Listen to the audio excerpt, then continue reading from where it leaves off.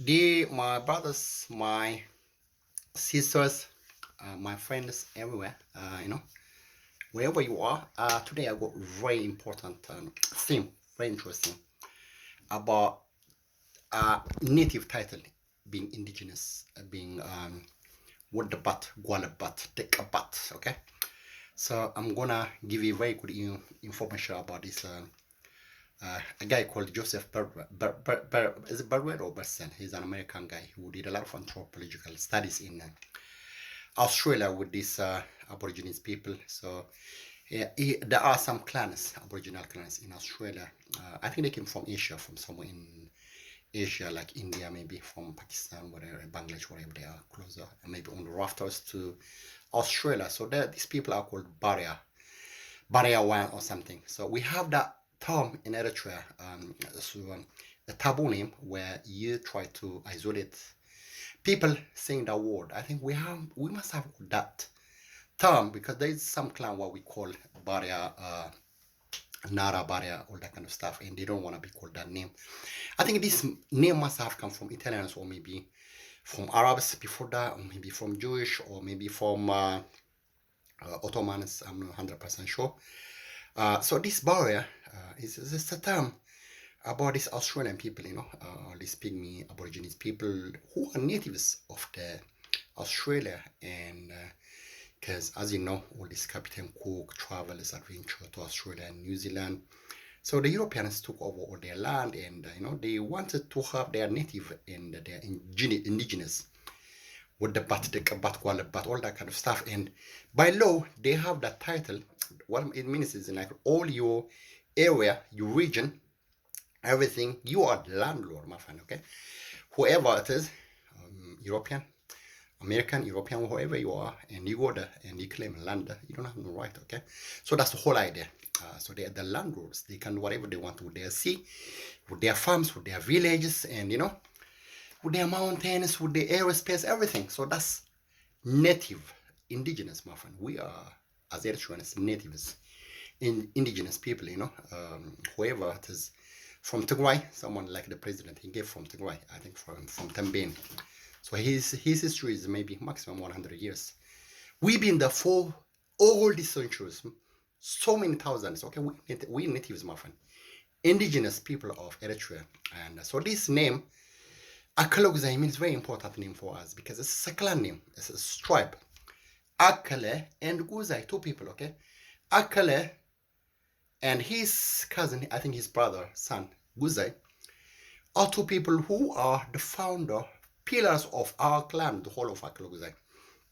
So we being Akalogzai people, very brave fighters, we do cover vast geographical space of Eritrea, okay? So you go all the way to Hazamokola, you go to Red Sea, the whole area, my friend, all is our land, okay? So that name is a native name, indigenous name, Dekabat, Wadabat. Erasing that memory of this name, Akele and Guzai, name of that tribe, we are all brothers and sisters from these people. What you're doing is you erasing their native entitlement, okay? Their land. They can do whatever they want, So that's a region name, it's a clan name, it's a native name, okay? So someone comes from Tigray, from Indarta, and comes like, hey, you are Arajawan, okay? You don't have no right. I do tell you what to do. No, my friend, you're a refugee, go back to your place, okay? So this native indigenous title, what it means is, like these Aborigines people, they fought so hard all these years to have that native title, okay? Indigenous title, Dekabat with the bat. So whoever it is, someone comes from somewhere. I mean, any Australian prisoners from in South, they used to call them South Wales, all this.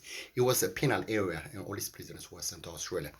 So these people, they are natives, my friend. They have a final say and control of their land because that's their place, okay?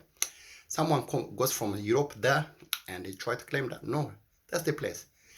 The same thing we Eritreans, my friend, okay? These are close I name. You don't have no right, my friend.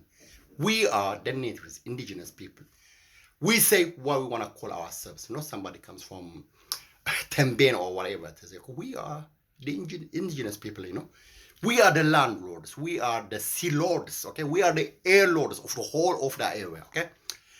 So this Akalogzai geographical area is very vast, number one.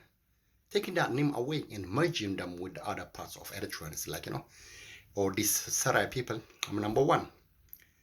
You shift in psychology, in psychiatry, this is what they call territorialization and deterritorization. So you dislocate people from one area and you take them somewhere else. So that's number one. You take them away from their place of Akalogzai. You take them as a regional office in Mandafara, and you call them Zobadobub. Zobadobub is just a really direction name. Like, you have this compass thing. Akalogzai is a big name, my friend. It's a symbol. It's our clan, our name, everything. We are all brothers, all the way for Hanzomo, all the way to Gashbarka, the whole of Eritrea. We got a lot of clans who went to Tigray, to Somalia, to Gashbarka, Samhar, everywhere, my friend. So everywhere. So it's a big chunk of Eritrea. We are really hero fighters, okay? We because that's our land, friend. We are part and parcel of the soil, okay? Of the mountain, of the sea, okay? We've been eating all this food. We get decomposed as part of the land, okay? That's we, native, okay?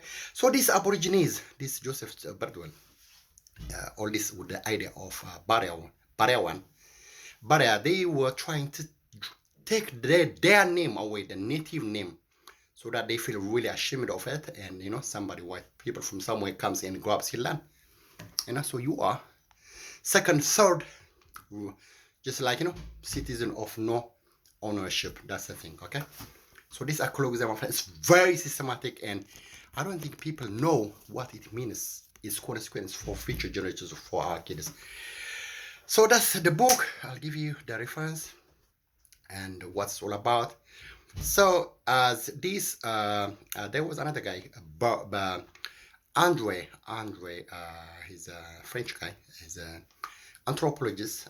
He was working for British Museum, and he was working for France in Museum, and he was part of the anthropological, psychological, all this merged together. And what they were saying was, sometimes these clever people, these French are really clever after the French Revolution. It has opened all their mind, all the locking has just really shattered, and they have explored their mind so much, So what they were saying was capitalism and schizophrenia, okay?